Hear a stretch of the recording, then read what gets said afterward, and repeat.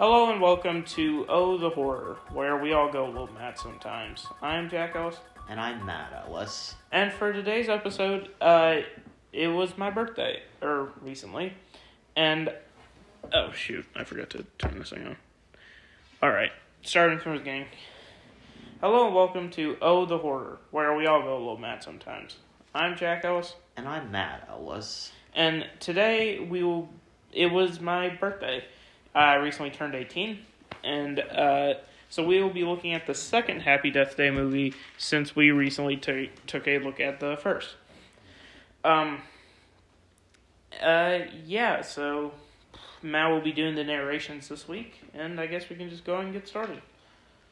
Okay, so today we're going to be reviewing the sequel to Happy Death Day called Happy Death Day to You. And let's go ahead and just jump into it. This sequel actually starts off before the point it originally left off. Whereas Ryan, Clark's roommate, Carter, actually wakes up in his car from where Carter brought Tree to their dorm room to sleep. Ryan then goes back to his dorm, but is kicked out by Carter because he's making out with Tree in there. Now, because he can't go in his room, Ryan decides to go on to the science lab to work on his project with his lab partners, Samar and Dre. But the dean shuts down their project and takes their invention, which they call Sissy, to be locked in his office because it's causing blackouts on campus. Sissy, as it turns out, is actually the machine that messes with time and space, so it's what put Tree in the time loop she was stuck in. So we find out through this that what happened to Tree wasn't some sort of weird cosmic event. It was a result of a science experiment gone horribly wrong. So Jack, what do you think about the opening? I enjoyed it. The opening scene in any of these movies is meant to establish a set of certain events that will come up later to show how the day is repeating almost to a T. And that was in the first movie, and here it is now. And I think they actually did a really good job at recreating the ending of the first, 2 years after the fact. And yeah, so after that, he goes to work on a science project called Sissy, which is short for Sisyphus. And if you're familiar with Greek mythology, Sisyphus was a man who, I believe he questioned the Greek gods. And as punishment for that, he was forced to roll a boulder up a hill for all time. Every time he would get the boulder up the hill, it would fall back down and he'd have to do it again. Which is very similar to what the scenario in this movie is like, having to start the same day over and over and over again. So I like that element. And yet, the science experiment gone wrong thing, with movies like this and like Groundhog Day, I think for time loops, you don't really need an explanation. It can sometimes work better without it. The original Groundhog Day, for example, there was a script where they wrote why he was going through the day over and over and over, but they ended up scrapping that because sometimes it's just not necessary. So, yeah, I really did enjoy the opening to this movie. I thought it was actually pretty funny. Yeah, I like the opening to this movie too. I thought it was, I really haven't seen too many sequels that actually start off before where the original left off. I mean, we know why it did it because Ryan, we find out, is stuck in the timeline too. But, I've seen Terrifier where the sequel started off from the minute that the original left off. But I don't know, maybe this is just me. But yeah. Halloween 2 is a very similar thing. Right. Yeah. Okay. Well, moving on. Later that day, Ryan actually gets killed by a man in a baby mask. He then wakes up in his car, and as he heads back to his dorm, he relives everything that happened the day before, just like Tree did when she was stuck in that loop. he tells Carter and Tree what's going on and decide to go where he was killed so they can kill Ryan's killer, but they find no one. After this is when everybody of the main cast finds out about the machine and how it caused what happened to Tree and is now causing the same thing to happen to Ryan. While they try to figure out how to fix this, they decide to take Ryan to a basketball game where there's a crowd, so it'll be less likely someone will try to kill him again. But unfortunately, the power goes out and they all have to leave. And as they're leaving, Ryan's killer tries to get to him again, but Tree actually knocks him out with a blunt object, and they unmask him to reveal that it is another Ryan, and that he's actually trying to kill the Ryan in their dimension because it's apparently the only way to close the loop. Now, Ryan, of course, panics when he hears this and uses the reactor Sissy to just knock everyone out by blowing this really, strong force from it that just knocks people into the walls, into tables, and all that good stuff. So, yeah, that's... What'd you think of all of this? Because that's quite the plot twist. Yeah, so the first movie was by no means a stern melodrama, but this movie, I feel, leans more into the comedy aspect, which is fine. I think it's actually really funny. I do like the scene where they're in the basketball stadium and he sees that a bunch of people are wearing the baby face mask, which is sort of like hiding from Chucky in a doll factory or something like that. But yeah, and the reveal that it's another Ryan, that's something you really got to be on something to think of. And a lot of the line readings in this movie are really funny, especially the one where the fake Ryan is warning him not to do it, and then he's just like, "Shut up, fake Ryan." I really thought that this part of the movie was actually pretty good, and I like the sort of role reversal where the time loop is on someone else. It adds another layer to this movie, and yeah, I like it. Yeah, I mean, I thought it was pretty interesting for there to be a Ryan from another dimension to come and kill that one, but it's the thing is, if people could actually travel between dimensions, I guess they can only do it now because of the machine, but you would think that kind of thing might happen a lot more often if you really could, but I don't know, they didn't ask me.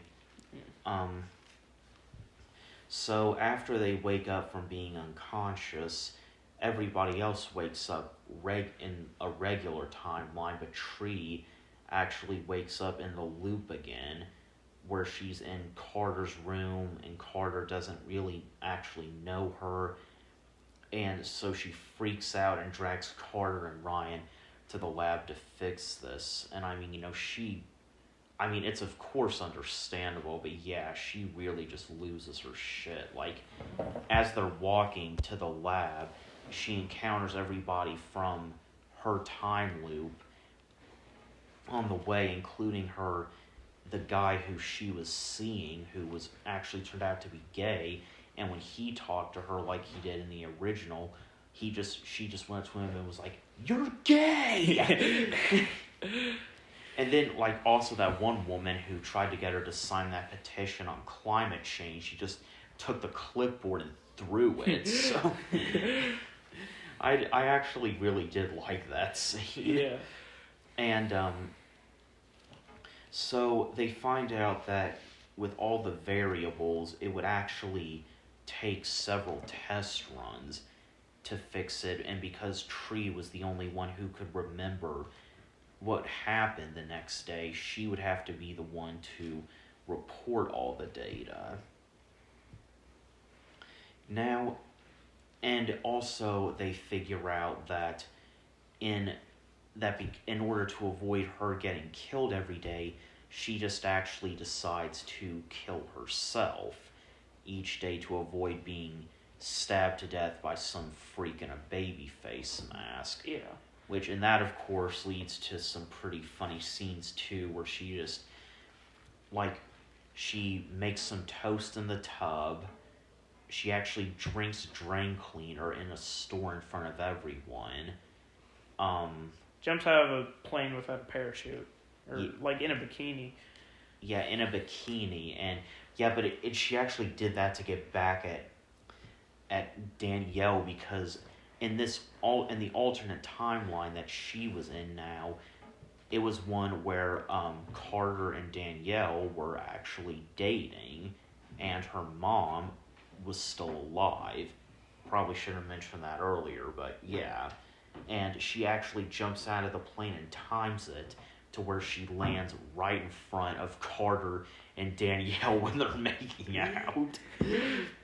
Their reactions are just so funny to me. It is, yeah. So yeah, that's part of it, is that she wakes up in not only back in the time loop, but in the dimension but in a different dimension.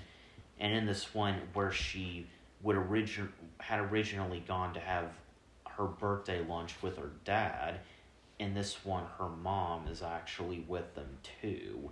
So there's a lot of backwards things in this.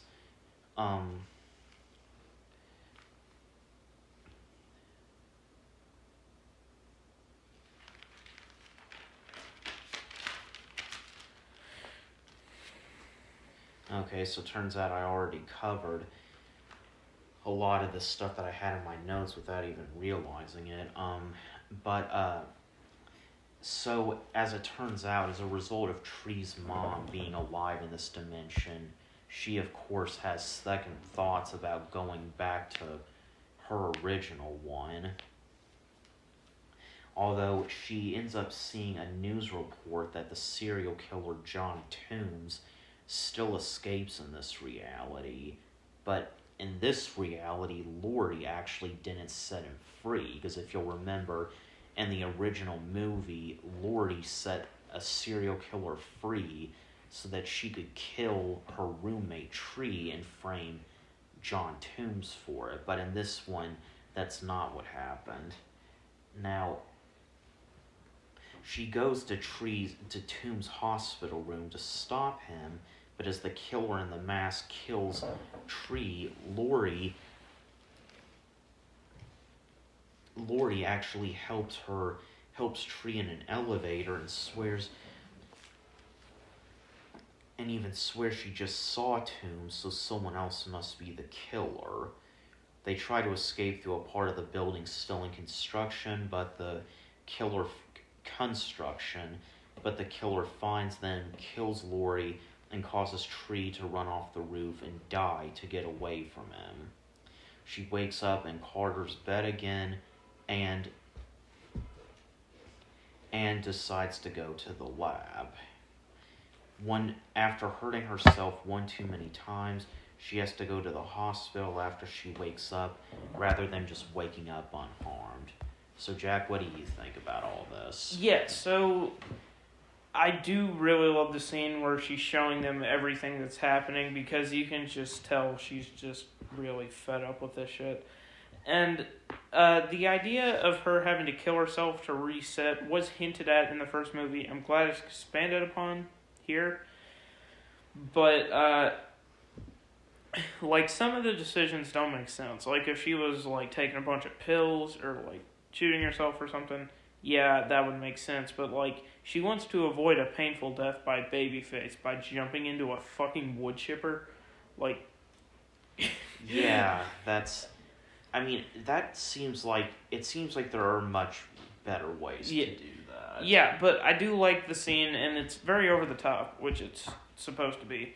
And again, there's really funny scenes with, like, Carter and Danielle. My question is, in this reality, Tree still wakes up in Carter's bed and I'm assuming Danielle would be at the same party that Tree was at. So why would Danielle let Carter take Tree back to his dorm? Or like better yet, why couldn't Danielle have just taken Tree back to the sorority house they live in? Yeah, I could be very wrong about this, but that was just my impression. Shoot, what else? And the addition of the mom being alive throws another monkey wrench into it, and it's a moral, or it's sort of a food for thought experiment for most of the audience. We all have that one dead person, and it's sort of, it's sort of something to think about. What if they were alive right now, just out of nowhere? What would be the repercussions of that? Or what if they never died at all in another reality? That it's something to think about, and I enjoy that element of the movie, but we'll talk in depth about what the movie has to say about that situation. Again, to quote the phrase, we'll cross that bridge when we get there. But as for this chunk of the movie, I think when I hear a movie called Happy Death Day that's made in 2019, this is the shit I think of. Just corny fun. Alright. Well, yeah, I can agree with a lot of that. I mean, I like this scene too. It kind of makes me think, why Lori didn't just kill herself every day not Lori, but Tree, to avoid the killer. But I mean, I guess they didn't know enough about what was going on at the time, and it just seemed too risky. But it gets to the point where Tree is actually too weak to continue killing herself, and she doesn't know how many more chances she's gonna get. Also, it's worth noting, and you'll find out later why in this movie, that in the alternate reality, it's not actually Tree that's having an affair with Dr. Butler, it's Lori. So Tree ends up having to wake up in the hospital one day because of her injuries from her suicides, and she actually decides to make another try at Toombs and manages to kill him after he's killed Lori, but then the babyface killer grabs Tree's gun, and while they're both fighting over it, Tree shoots at an oxygen tank to blow up both her and the killer. The next day, they finally get some good news because they finally know how to use the reactor to stop the time loop. A glitch occurs which gives Tree another chance to decide to go back to the other dimension, but she decides she wants to stay. Carter tells Tree that is a bad idea because there's value in the negative things she experienced. When Tree meets up with her parents for her birthday lunch, she convinces them to go to a hotel as far away as possible because she feels she's in danger. While at the hotel, Tree learns that Carter and Lori were killed at the hospital, so she steals her parents' car and drives it into a power station to not only kill herself and continue the loop, but also to sabotage the reactor right as it almost does the deed. So, do you have any comments on that part? Yeah, I do.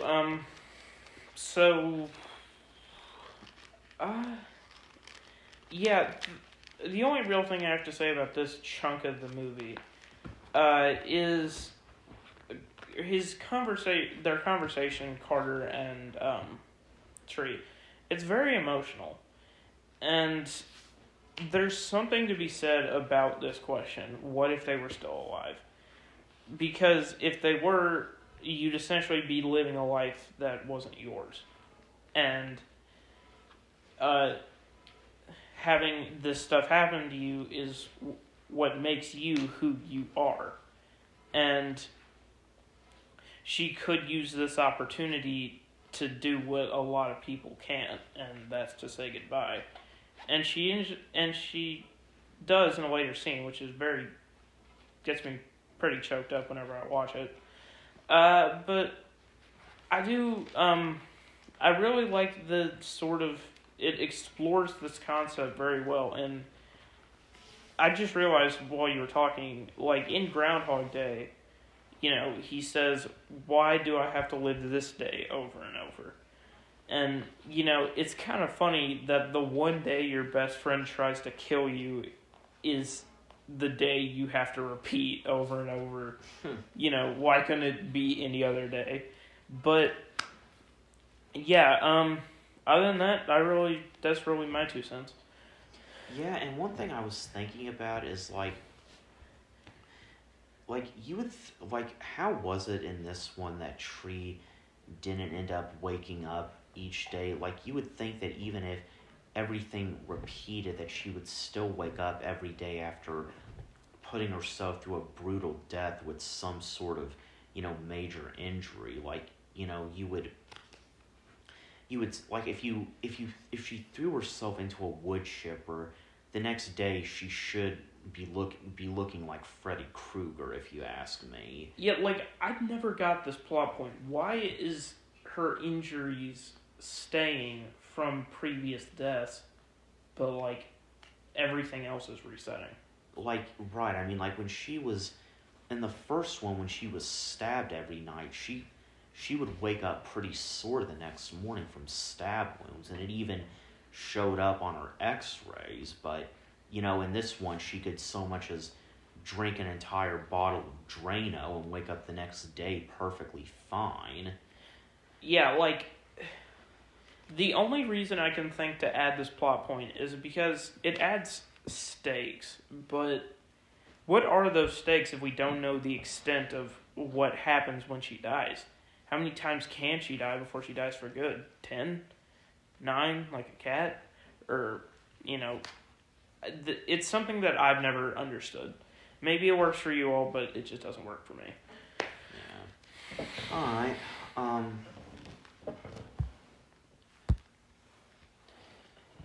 Now, so Tree does end up making her final decision, like you said. She goes to the birthday lunch and, in a very indirect way, says goodbye to her mom because her mom doesn't really know what's happening. She also admits to Laurie that she thinks her and Dr. Butler should not see each other anymore, and boy, does she end up being right. Yeah. Since in the feedback loop, Dean Bronson takes the reactor away, he does it again today. Now they have to work together to steal it back. They do this actually by having Danielle distract the dean by posing as a blind French exchange student and asking for the dean's help and breaking things with her cane while they steal his keys.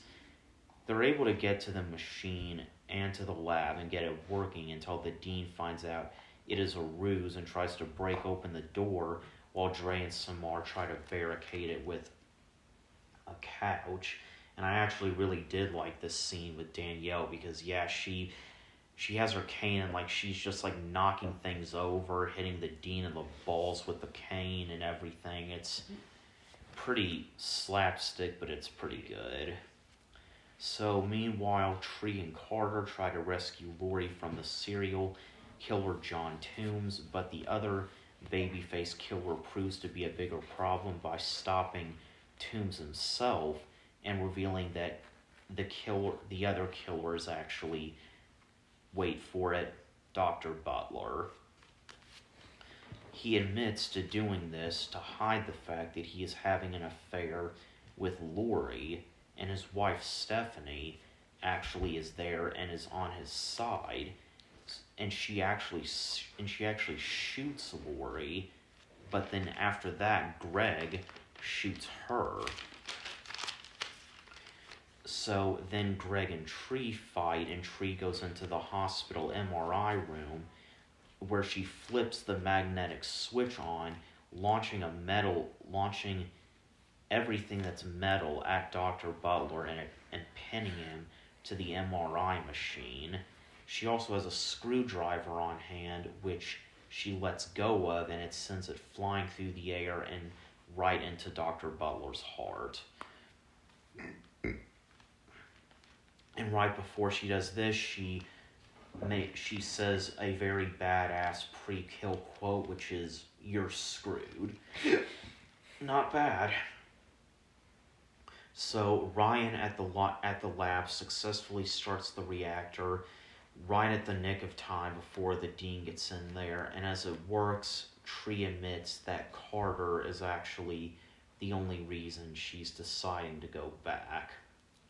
Tree goes back to the reality she was supposed to be in all along. Before the final scene, do you have any comments? Yeah, again, the scene with her mother is very emotional because I think it's something a lot of us would like to do. And the heist sequence, if you will, it's not for me. I love the comedy in this movie, but it's just a bit cartoonish for my taste. As far as the rest of the movie, after the heist sequence, what happens after that? I'm sorry. The heist sequence, what? What happens after that? It's on the tip of my... Oh, yeah, Dr. Bauer. So, stop me if you've heard this one.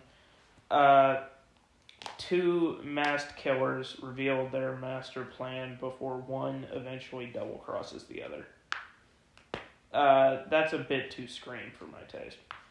And I do like the twist, if you will.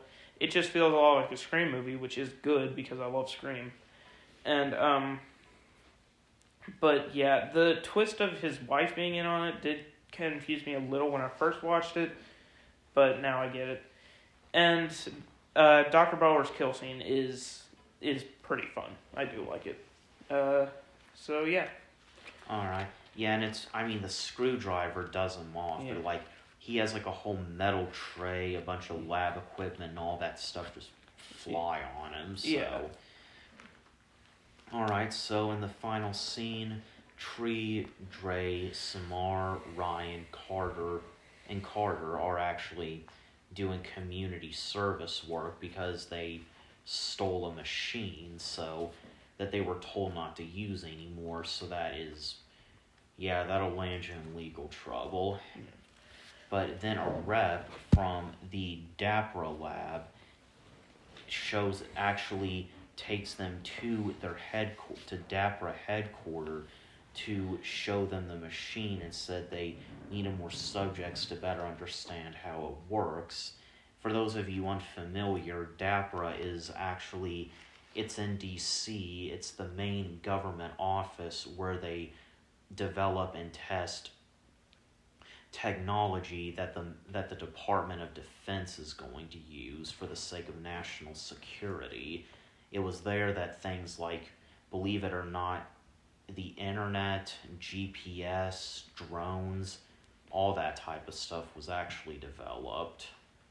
So, yeah, they're taken there where they have the machine, and they're wanting to see how they can use it to help keep the country safe, but they say that they need more subjects to better understand how it works, and of course Tree volunteers Danielle, and we see her waking up and just screaming in fear, and then that's where it ends. So, yeah, the final scene I actually thought was pretty nice. I mean, it's good that it showed them doing community service rather than how some people might expect the movie to end, where they just all kind of go on about their lives and it's a happy ending. It's like, no, you stole a machine. Yeah, you're gonna be in some legal trouble here. Yeah. And we also all got to learn something new, which is what DAPRA is, so you're welcome. Yeah, so the final scene, it's sort of brings to light how advanced this machine is. The CERN particle, the Hadron Collider, nothing compared to this invention that college students who argue about Star Wars and Back to the Future made. So I do like the ending of how it sort of ends with Danielle. And yeah, this movie, I haven't heard anything about a Happy Death Day 3, but it's certainly possible. And I think it could possibly, if this is the end for the series, I think it's a good bookend. So, yeah, what do you think of the final scene or the movie as a whole? Yeah, I like the final scene. I mean, I don't really have. I've kind of already said my opinion on it that it was accurate for how something like that might turn out. But yeah, I've got no complaints about it. Yeah. Well, anyway, I think the movie as a whole is good, and it's a solid follow up to its predecessor. What's your final thoughts? I thought it was a pretty good movie too. This one kind of actually leaned more towards the sci-fi aspect, which was, I mean, I'm not really much of a sci-fi person, but I'll take this one and I'll give it a 7 out of 10. Yeah, I'll give it a 7 out of 10 as well. Well, that's it for us. I'm Jack Ellis. And I'm Matt Ellis. This has been Oh the Horror. We'll see you next time. Thanks for listening.